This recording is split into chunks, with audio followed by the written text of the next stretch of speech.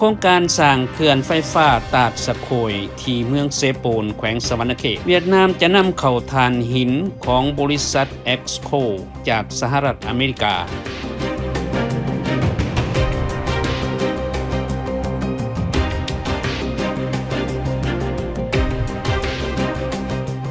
สบายดีท่านผู้ชมพิธีเซ็นสัญญาสัมปทานโครงการเขื่อนไฟฟ้าตาดสะโคงที่เมืองเซโปนแขวงสะวรรณเขตแห่งสปป.ลาว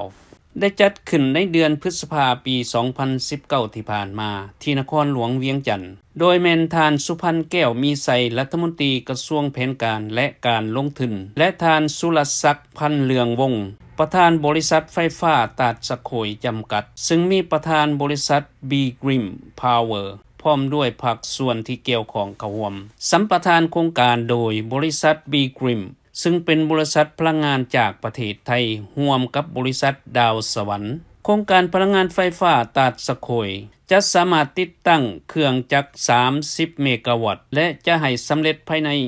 42 เดือนในข้างหน้าสัมปทานโดยบริษัท B-Grim ร่วมกับบริษัทดาวสวรรค์สปป.ลาวส่วนบริษัท B-Grim เป็นบริษัทพลังงานจากประเทศไทยซึ่งสำเร็จการก่อสร้างโครงการไฟฟ้า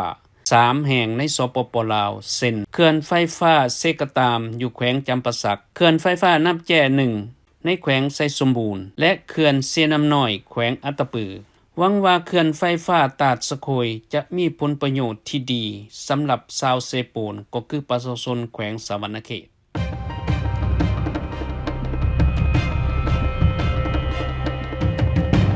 สบายดีท่านผู้ชมตามข่าวสารเวียดนามบริษัทแห่ธาตุและถ่านหินแห่งศาสตร์เวียดนามจะต้องผลิตถ่านหินให้ได้40 ล้านตนต่อปีเพื่อตอบสนองให้แขนงการอุตสาหกรรมในประเทศเวียดนามโดยเฉพาะอุตสาหกรรมโรงงานผลิตกระแสไฟฟ้า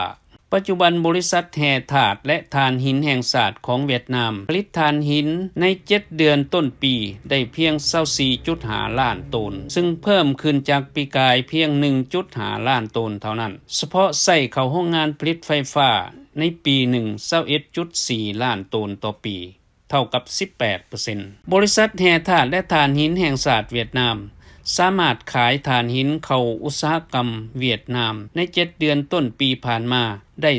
3.4 ตื้อดอลลาร์สหรัฐทั้งหมดถ่านหินที่ผลิตในประเทศเวียดนามบ่เพียงพอฉะนั้นทางรัฐบาลเวียดนามจึงมีเป้าหมายจะนำเข้าถ่านหินจากบริษัท EXCO ผู้ผลิตถ่านหินรายใหญ่ในสหรัฐอเมริกาอยู่ในระยะสั้นบริษัท EXCO ยังผลิตถ่านหินส่งออกไปขายให้ประเทศต่างๆเช่นขายให้อินเดียญี่ปุ่นจีนเกาหลีใต้ยุโรปและภายในสหรัฐอเมริกาเอง